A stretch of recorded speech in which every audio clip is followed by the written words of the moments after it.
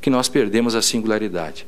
O caso concreto acabou servindo com o tempo de álibi para discricionariedades. Outro dia eu estava numa sessão, num tribunal, e se decidia assim: não precisa encontrar a arma para caracterizar o roubo. O segundo caso também não, o terceiro também não, o quarto também não. Eu disse, ótimo, essa é a jurisprudência dominante, enfim, no quinto caso precisa. Eu digo, como? Ah, porque nesse caso concreto, eu digo, esse é o equívoco, o caso concreto não é isso. E o sexto como vai ser? Como é que faz o sexto caso? O sexto caso vai ser que nem o quarto ou que nem o quinto? Aí vem a questão da coerência e da integridade do direito. Eu tenho direito a uma resposta correta. É um direito fundamental meu que eu tenha condições para que eu construa, que o sistema construa condições para que eu tenha uma resposta adequada à Constituição. Então, temos que estar atentos, nós temos que ter o cuidado nesse sentido. E eu elaborei assim, rapidamente, uma espécie assim de 10 tópicos, de poucas linhas, para dizer dos cuidados que nós temos que ter nestes tempos duros de pós-positivismo, nesses tempos críticos que parece que não há verdades. Estava na Bahia outro dia um jovem menino, um promotor jovem, que tinha acabado de fazer a sua dissertação de mestrado. E ele fazia um discurso apoplético e dizia que não há verdades e, portanto, que cada interpretação podia ser de um modo, porque se interpreta de acordo com a vontade do intérprete, essas coisas todas.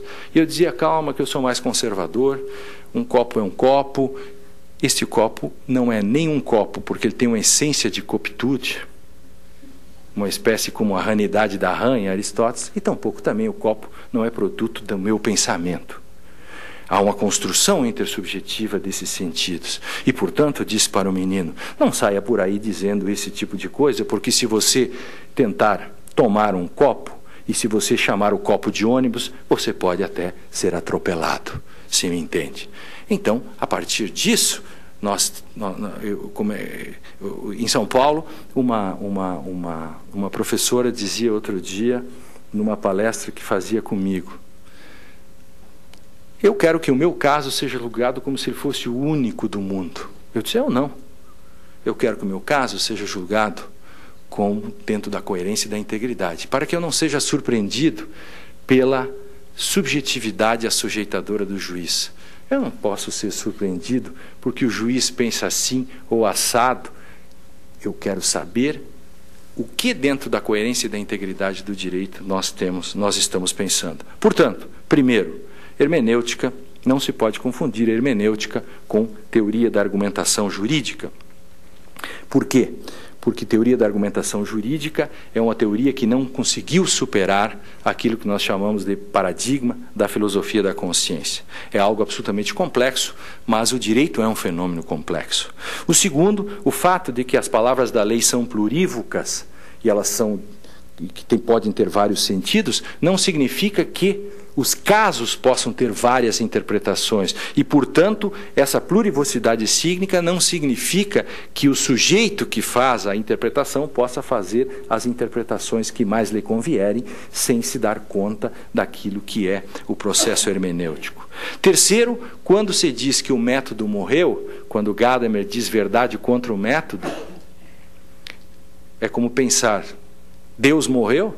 Bom, agora é que nós não podemos fazer nada. Se o método morreu, agora que nós temos que estar exatamente mais preocupados em fundamentar as decisões. Que, aliás, está na Constituição, no artigo 93, não é nenhuma novidade isso. O quarto é quando você diz que morreu o sujeito, não morreu o sujeito da relação, morreu apenas o sujeito da filosofia da consciência. Quinto, quando nós falamos em interpretação, nós não estamos falando em acoplamentos de sentido às coisas. As coisas não estão por aí para o jurista sair dando sentidos a elas. Texto e norma, em sexto lugar, também não significa que a norma seja o qualquer sentido a respeito do texto. Em sétimo, as ponderações de que falam as teorias da argumentação são algo que pode nada mais do que repristinar